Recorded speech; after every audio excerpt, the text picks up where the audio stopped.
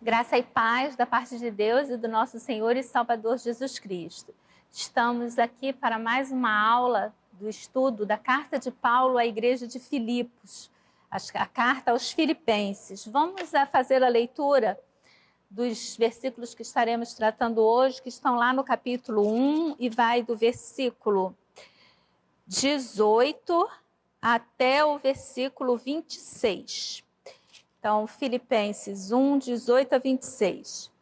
O versículo 18 ele já foi tratado na aula passada, mas a gente vai estar fazendo a leitura para a gente entrar dentro do contexto dessa aula de hoje. Todavia, que importa? Uma vez que Cristo, de qualquer modo, está sendo pregado, quer por pretexto, quer por verdade. Também com isto me regozijo, sim, sempre me regozijarei, porque estou certo de que isto mesmo, pela vossa súplica e pela provisão do Espírito de Jesus Cristo, me redundará em libertação, segundo a minha ardente expectativa e esperança de que em nada serei envergonhado. Antes, com toda a ousadia, como sempre, também agora, será Cristo engrandecido no meu corpo, quer pela vida, quer pela morte. Porquanto para mim o viver é Cristo e o morrer é lucro. Entretanto, se o viver na carne traz fruto para o meu trabalho, já não sei o que hei de escolher. Ora, de um ou outro lado, estou constrangido, tendo o desejo de partir e estar com Cristo, que é incomparavelmente melhor. Mas por vossa causa é mais necessário permanecer na carne. E convencido disto, estou certo de que ficarei e permanecerei com todos vós para o vosso progresso e gozo da fé, a fim de que aumente contra mim o motivo de vos gloriardes em Cristo Jesus, pela minha presença de novo convosco. Que Deus abençoe a sua palavra lida. Vamos orar nesse momento pedindo a Deus a orientação e a direção para o estudo. Amado Deus, eterno Pai, graças te damos, Senhor, pela oportunidade que temos de ler a Tua palavra, pela oportunidade de estudarmos a Tua palavra. Mais uma vez queremos te agradecer, Senhor, pela vida do apóstolo Paulo, pelo desprendimento dele, ó Deus, de saber que, ao afirmar que Cristo era agora e sempre engrandecido no corpo dele, quer fosse pela vida, quer fosse pela morte. Ó Deus, que desprendimento do apóstolo, ó Deus, quando ele coloca que o viver é Cristo e que estar com Cristo é melhor, mas que devido às necessidades presentes da igreja, ó Pai, ele via a importância de permanecer aqui na terra, a importância de continuar o ministério dele. Que visão, ó Deus, pois até hoje podemos usufruir e desfrutar da vida do apóstolo, daquilo que ele produziu em sua vida. Ó Pai, queremos te pedir que o Senhor esteja falando aos nossos corações, que o Senhor abra as nossas mentes, os nossos corações, ó Deus, e que nossas vidas sejam, ó Deus, produtivas. Eu não vou nem pedir para ser tão produtivas quanto a do apóstolo, mas que nossas vidas sejam produtivas. Que nós possamos, ó Deus, entender o que é viver para Cristo, o que é viver Cristo, e possamos, ó Deus, em nossa vida glorificar a Cristo, da mesma forma que em nossa morte. Nós te agradecemos essas coisas, nós te glorificamos, ó Deus, por essa palavra tão maravilhosa. Em nome de Jesus, amém. Irmãos, esse texto, ele realmente é muito lindo, né? A carta de Paulo aos Filipenses é uma carta boa de estarmos tratando, porque ela não é tão teológica, não é uma carta bem pastoral, como diz meu primo Fernando, e tem sido realmente assim muito edificante para a minha vida poder estar trazendo essa palavra, e espero que também esteja sendo para a vida dos irmãos. Nós vimos aqui na aula passada que Paulo, ele tinha uma preocupação em estar certificando aqueles irmãos de que as coisas que estavam acontecendo na vida dele, elas estavam produzindo frutos para a evangelização, elas estavam produzindo frutos para o reino. E é muito interessante, irmãos, quando a gente para pensar no que estava acontecendo na vida do apóstolo. Quando a gente abre, não é, a nossa Bíblia lá no livro de Atos e a gente vê todos os açoites, todas as prisões, todos os naufrágios de Paulo, só para os irmãos terem uma noção, lá no livro de Atos vai dizer que Paulo vai afirmar que ele sofreu 3 naufrágios, né? 3 vezes o navio, o barco em que ele estava naufragou. E aí, quando a gente vai ver a quantidade de vezes que Paulo viajou de barco, né, em que ele utilizou esse transporte, a gente vai ver que foram 3 vezes. Então, as 3 vezes que Paulo navegou, Paulo naufragou. E nós tivemos a oportunidade de, na aula passada, estar enfocando essa questão de que a teologia da prosperidade usa tantos versículos, né, recitados pelo apóstolo, como quando ele diz que eu posso todas as coisas naquele que me fortalece, como quando ele diz que em Cristo ele é mais do que vencedor. E a gente vê que estudando a vida do apóstolo, estudando suas correspondências, estudando as suas viagens ali no livro de Atos, a gente vê que os textos, os versículos são usados completamente fora do contexto, porque a vida do apóstolo foi uma vida dedicada à pregação do evangelho. A vida do apóstolo foi uma vida, podemos dizer, de sofrimento. A sua vida pós-conversão foi uma vida de sofrimento. E ele dizia que em todas essas coisas ele era mais do que vencedor. Então, quando Paulo diz que ele era mais do que vencedor, não é essa visão que a gente tem hoje do apóstolo, o grande apóstolo Paulo, mas era lá dentro da realidade do seu dia a dia, das perseguições, das tribulações, das prisões, dos açoites que ele viveu. É dentro desse contexto que Paulo ousa dizer que ele é mais do que vencedor. Isso é viver para Cristo. É saber, irmãos, que a nossa vida, ela não é ao acaso. As coisas não acontecem por acaso. As coisas... Não existe acaso na vida do crente. Nossa vida, ela é guiada e dirigida por Deus. Deus tem o controle da nossa vida. E quando nós temos essa perspectiva, que era a perspectiva do apóstolo Paulo, de saber que a vida dele estava nas mãos de Deus e que aconteceria na vida dele aquilo que Deus quisesse que acontecesse, ele, com essa visão, com esse pensamento, ele conseguia ver tudo, até mesmo momentos difíceis como esse que ele está vivendo ali na prisão, em Roma. Ele olha e ele diz, não, isso aí tem proveito para o evangelho, isso aí tem proveito para aquilo que Deus quer realizar por meio da minha vida. E Paulo vem falando isso ali no início, né, do versículo 12, ele vem, e quando ele chega no versículo 18, ele vai dizer que entre todas as coisas, né, porque ele diz que tudo aquilo que estava acontecendo na vida dele, toda a problemática que ele estava vivendo, estava gerando frutos para o evangelho. E que frutos eram esses? Paulo vai citar 3.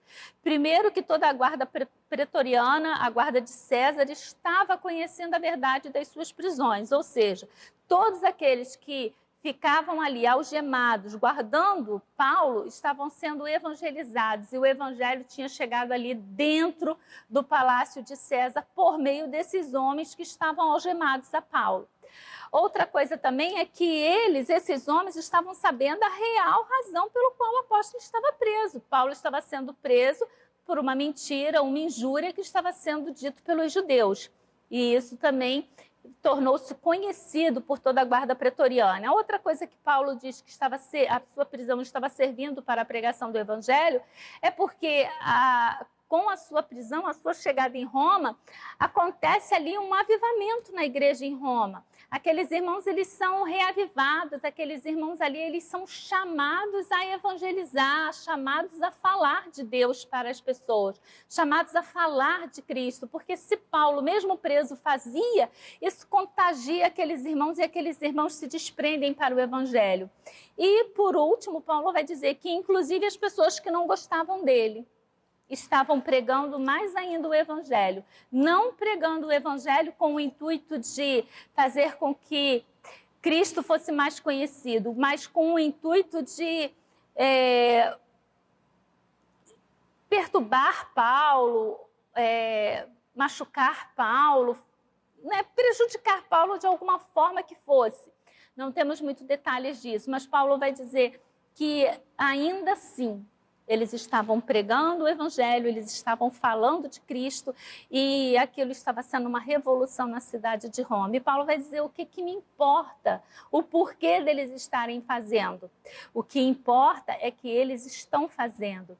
E isso nós tivemos a oportunidade aí de encerrar a aula colocando, pontuando que Paulo está falando não do conteúdo da mensagem, não da forma como a mensagem estava sendo dita, estava sendo pregada, mas Paulo está aqui enfocando o porquê. A questão aqui, Paulo está dizendo, olha, não importa o porquê de se estar pregando, o que importa é que eles estão pregando. E aí tivemos a oportunidade de colocar que algumas vezes surgem ideias e pensamentos e revoluções na igreja de hoje, né?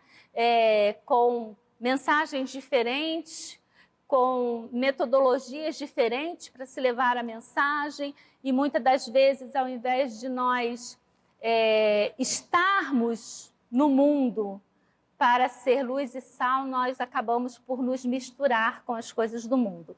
Chamamos a atenção para esse detalhe. E hoje o apóstolo ele começa aqui falando, né? Porque eu estou certo de que isto mesmo, pela vossa súplica e pela provisão do Espírito de Deus, de Jesus Cristo, me redundará em libertação. Quando Paulo está falando aqui em libertação, Paulo está dizendo que ele tem certeza de que tudo aquilo que estava acontecendo e a oração dos irmãos, ele tem certeza de que vai resultar na sua libertação. Alguns teólogos, eles colocam aqui a libertação, porque o termo aqui em grego, ele está falando aqui da soteriologia. Eu agora esqueci a palavrinha exata, mas ele lembra a salvação, não seria libertação, seria salvação. E aí alguns falam, né, dão várias justificativas, mas quando a gente vem lendo aqui o texto, a gente vê que no final ele já vai falar, olha, que ele tem certeza de que ele vai ser liberto desse cativeiro em que ele está, porque ele diz de estar novamente com aqueles irmãos. Ele fala de mais uma vez poder se encontrar com aqueles irmãos, como de fato acontece, porque quando o apóstolo Paulo sai da prisão em Roma, ele ainda vai pregar durante 6 anos até ser preso novamente, dessa vez não mais por uma injúria de judeus, mas agora por conta de ser culpado, de ter colocado fogo em Roma e ser um revolucionário. E então Paulo, dessa feita, ele acaba por ser preso e morto ali naquela prisão. Mas Paulo, ele fala com absoluta certeza, irmãos, e isso é muito profundo, né? Porque ele está dizendo, olha, eu estou certo de que isto mesmo, pela vossa súplica, como que a súplica, como que a oração da igreja, ela é importante. Irmãos, não é porque nós já temos uma coisa dada como certa que nós não precisamos orar por aquilo. Nós precisamos, a igreja, ela orava e intercedia pela vida do apóstolo Paulo. A igreja intercedia para que Paulo fosse liberto daquela cadeia. Paulo vai vir aqui, ele vai conversar sobre vários aspectos, mas Paulo está dizendo, olha, eu tenho certeza de que tudo isso que está acontecendo, a guarda pretoriana, o evangelho está sendo proclamado aqui em Roma, e a oração dos irmãos, eu tenho certeza de que tudo isso vai redundar na minha libertação dessa cadeia. E ele continua dizendo aqui, segundo a minha ardente expectativa e esperança de que em nada serei envergonhado, antes com toda ousadia, como sempre, também agora será Cristo engrandecido no meu corpo, quer pela vida, quer pela morte. Eu acho esse versículo lindo, de uma profundidade enorme. Não é? Ele foi tema de uma das campanhas de missões nacionais, Cristo será agora e sempre engrandecido no meu corpo, seja na vida, seja na morte. E ele sempre me leva, não é, a pensar na vida do apóstolo e a comparar a minha vida e a pesar o quanto realmente Cristo tem sido engrandecido no meu corpo. Não é? A perspectiva do apóstolo aqui é: eu quero engrandecer a Cristo. Não é? Diante das prisões, diante de tudo isso que eu tenho vivido, eu quero engrandecer a Cristo. E o que é engrandecer a Cristo, seja na vida, seja na morte, nessa situação em que o apóstolo está? O que é isso, não é? Engrandecer a Cristo, seja na vida, seja na morte. Paulo está falando mais, né? Ele diz: segundo a minha ardente expectativa e esperança de que em nada serei envergonhado. Paulo não quer ser envergonhado. Paulo não quer ser envergonhado por uma questão dele estar preso injustamente. Paulo ele não está falando de ser envergonhado dentro desse contexto. Paulo está falando que ele espera não ser envergonhado, de que ele não venha a colocar a sua prisão, de colocar a sua cadeia sem a perspectiva divina, sem enxergar em tudo aquilo que está acontecendo na sua vida a mão de Deus e a vontade de Deus. O que Paulo está dizendo aqui é que quando ele for colocado diante de César e ele tiver que responder a razão da sua fé, que ele não seja envergonhado, que ele tenha ousadia, que ele tenha ali perspectiva divina, que ele tenha orientação do Espírito Santo para que ele possa falar com ousadia e com intrepidez. E que Cristo seja glorificado, seja na vida, seja ele sendo liberto, seja na morte, seja ele sendo condenado à morte ali por César. E a gente vê que isso foi uma das recomendações que Cristo deixou também para os seus discípulos. Ele diz que quando eles estivessem diante das autoridades, quando eles fossem colocados, confrontados a responder, que eles não pensassem naquilo que eles fossem falar, mas que eles deixassem o Espírito Santo falar por eles naquele momento. E isso é uma coisa que é importante nós termos em nossa mente e nós colocarmos em prática quando confrontados, ainda mais hoje em dia, né, irmãos? É tanto confronto, e uns confrontos assim tão, desculpa, né, ridículos, que muitas das vezes a gente coloca as coisas de Deus em confronto aí nas mídias sociais, em Facebook, lá naquele outro, no Twitter, e se discute, e se coloca, e as pessoas aí começam a debater. Irmãos, às vezes são coisas tão sem fundamento, né? O evangelho ele tem que ser debatido da forma como Paulo está falando aqui, como uma perspectiva, com uma esperança de não se envergonhar. Olha a preocupação do apóstolo. Eu tenho esperança, não é? Segundo a minha ardente expectativa. Ele está ansioso na expectativa e ele tem esperança. Ele olha por cima daquilo que está acontecendo. Quando ele fala aqui que ele tem esperança, não é? Expectativa e esperança de que em nada serei envergonhado, ou seja, ele tem esperança de conseguir olhar acima da adversidade, acima da problemática que ele está vivendo, ele olhar e ele conseguir ver a vontade soberana de Deus e responder com essa ousadia, com essa intrepidez, então, aquilo que lhe for questionado. Agora, irmãos, ninguém pode viver, ninguém está pronto para viver até estar pronto para morrer. Prestou atenção no que eu disse? Ninguém está pronto para viver até estar pronto para morrer.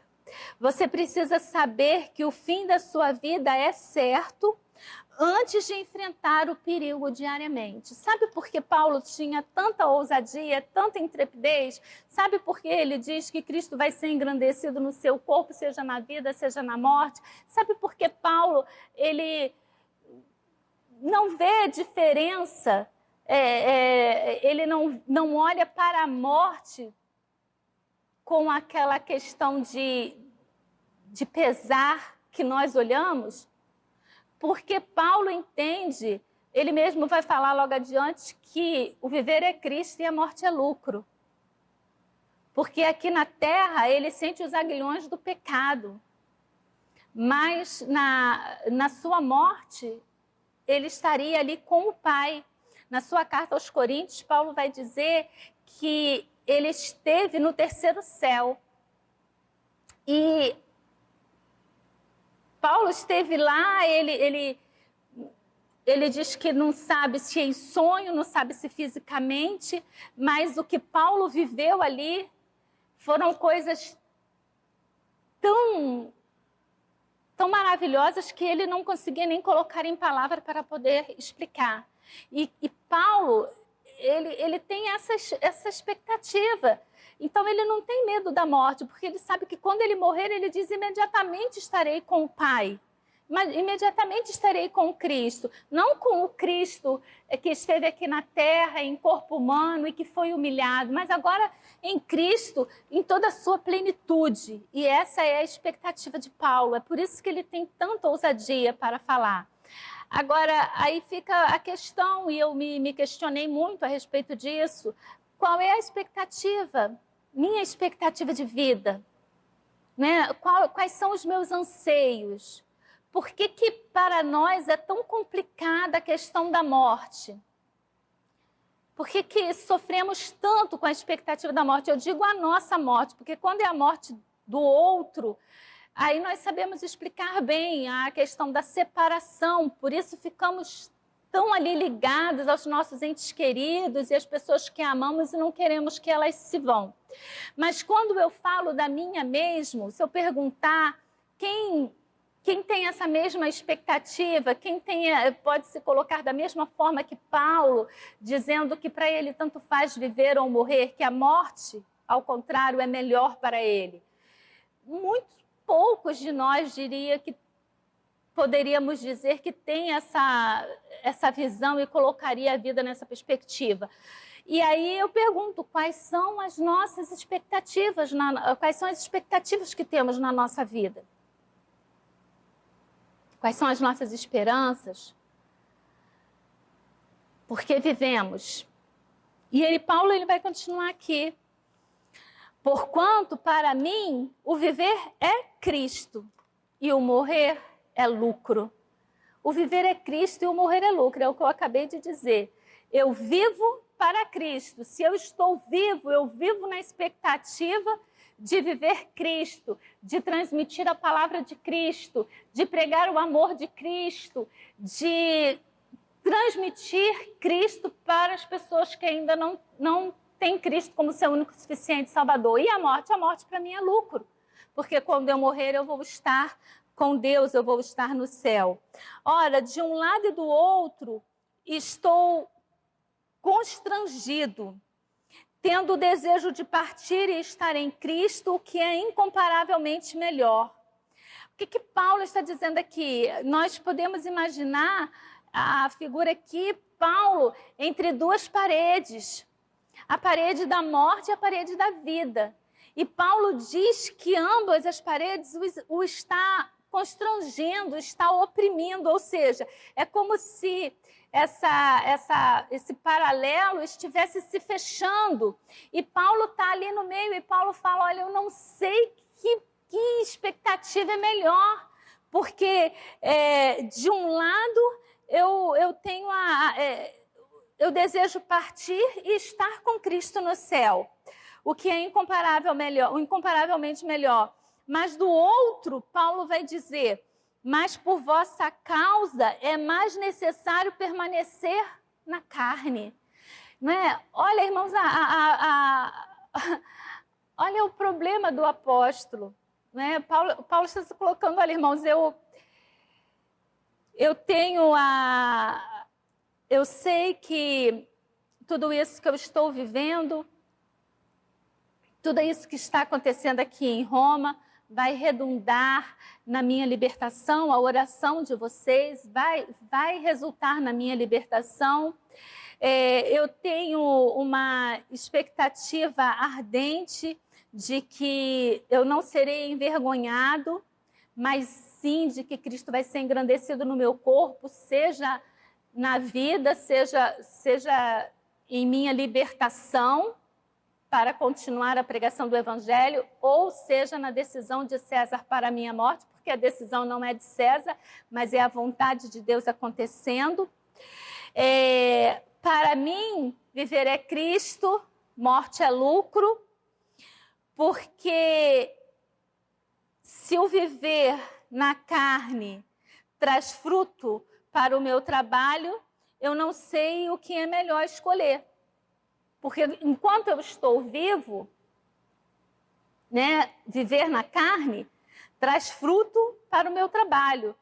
Os irmãos se converteram, né? Quantas pessoas estão ao alcance de ouvir a palavra de Deus ou foram alcançadas pelo apóstolo Paulo? Quantas pessoas são alcançadas, até mesmo hoje, através dos seus escritos, através das suas cartas. Então, como a vida desse homem foi importante, ele tinha consciência da importância do seu ministério, de pregar a palavra para os gentios. Então, Paulo está aqui falando, olha, eu sei que viver na carne traz fruto. O meu trabalho traz fruto, o meu trabalho resulta em fruto. E aí eu queria te perguntar, eu já me perguntei, eu já me respondi, não vou falar, também não quero que vocês falem, mas caramba, a nossa vida tem dado fruto? O viver na carne resulta em fruto?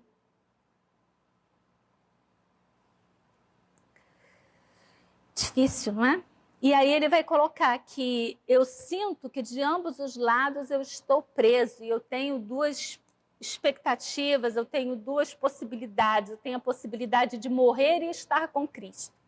E eu tenho a possibilidade de continuar vivendo e pregando e proclamando Cristo para as outras pessoas.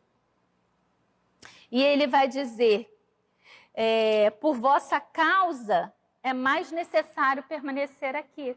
Paulo entendia a necessidade de permanecer aqui na terra, apesar de ter uma vida bem fustigante como missionário, de ser perseguido, de ser apedrejado, de ser açoitado. Paulo vai estar colocando, acho que é a segunda carta aos Coríntios, capítulo 11, tudo aquilo que tem acontecido com ele, e ele isso mesmo, segunda carta aos Coríntios, capítulo 11, a partir do versículo 16, olha a vida que o apóstolo tinha.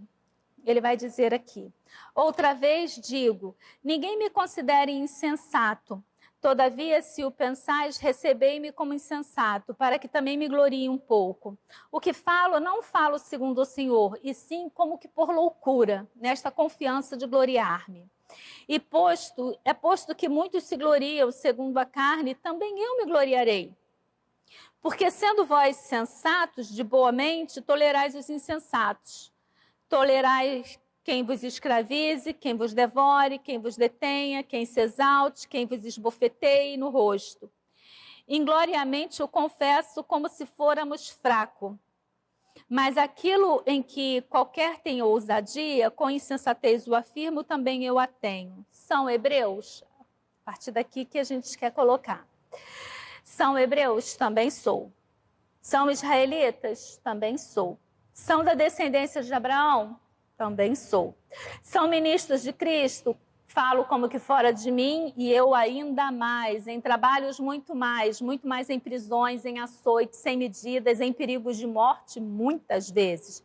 Aí Paulo começa a colocar, olha a vida fácil do apóstolo. 5 vezes recebi dos judeus uma quarentena de açoites menos uma, ou seja, 39 chibatadas. Fui 3 vezes fustigados com vara, 1 vez apedrejado. Em naufrágio, 3 vezes. 1 noite e 1 dia passei na voragem do mar. Em jornadas, muitas vezes, em perigos de rios, em perigos de salteadores, em perigos entre patrícios, em perigos entre gentios, em perigos na cidade, em perigos no deserto, em perigos no mar, em perigos entre falsos irmãos, em trabalhos e fadigas, em vigílias muitas vezes, em fome e sede, em jejum muitas vezes, em frio e nudez. Além das coisas exteriores, há o que pesa sobre mim diariamente, a preocupação com todas as igrejas. Misericórdia. Essa é a vida do apóstolo Paulo. E ele ainda está dizendo aqui que ele não sabe o que é melhor, se viver ou se morrer. Qualquer um de nós, lá no versículo, na primeira coisa lá, né? 5 vezes recebido os judeus 40 açoites menos 1, a gente já ia ter pedido a Deus que levasse. Senhor, me leva, não é me leva, me tira daqui, porque está difícil viver aqui na terra. Paulo, ele vivia, irmãos, eu sempre peço, sempre falo, né? Faço esse tipo de colocação, mas procura entender o que era a vida do apóstolo lá no tempo em que o apóstolo vivia. Esquece o que sabemos e o que conhecemos do apóstolo hoje. Paulo era um judeu, Paulo era um fariseu. Paulo diz em outros trechos de cartas que ele foi criado aos pés de Gamaliel. Então, ele era dos fariseus, ele pertencia ali ao segmento mais radical. E aí, de repente, Paulo se converte. Os fariseus, é óbvio, não vão reconhecer mais Paulo como fariseu, não vão mais reconhecer a autoridade de Paulo, não vão mais ter não vão mais olhar para Paulo da forma como eles olhavam, que com certeza tinha admiração, orgulho de Paulo ser quem ele era e defender da forma como ele defendia o judaísmo. Então, ele perdeu esse grupo. Ele automaticamente entraria para o grupo dos religiosos? Não, a igreja tinha medo de Paulo. Paulo perseguiu os cristãos. E se ele estiver aí criando uma artimanha para enganar e entrar aqui no nosso meio e descobrir quantos somos, quem somos e aí depois então nos matar? Afinal, ele era um perseguidor do evangelho. Os judeus que haviam se convertido, Paulo combatia com ele, porque Paulo defendia o verdadeiro cristianismo, que não era uma continuação do judaísmo. O cristianismo, para os judeus que se convertiam, muitas das vezes era como se fosse um segmento daquilo que eles haviam vivido no judaísmo. E a gente vai ver Paulo batendo isso inadvertidamente, né? Várias vezes Paulo vai estar dizendo não é isso, inclusive aqui nessa carta aos Filipenses. Então, aonde que Paulo vai se encaixar? Quando Paulo procura os apóstolos, Paulo não é recebido. Só Pedro e Tiago, se não me engano, vão conversar com Paulo. Quem tem mais cuidado com Paulo vai ser Barnabé. Paulo ficou sem mundo. Ele ficou sem grupo para se chegar. E ele viveu tudo isso aqui. Ele era perseguido, ele era açoitado, ele era apedrejado, ele passava por naufrágio. Essa era a vida do apóstolo. E, no entanto, ele está dizendo, e ainda antes do no entanto, ele está dizendo, acho muito profundo quando ele diz aqui, além das coisas exteriores, há o que pesa sobre mim diariamente, interiormente, né? Porque além da que me é exterior, há a minha preocupação com todas as igrejas.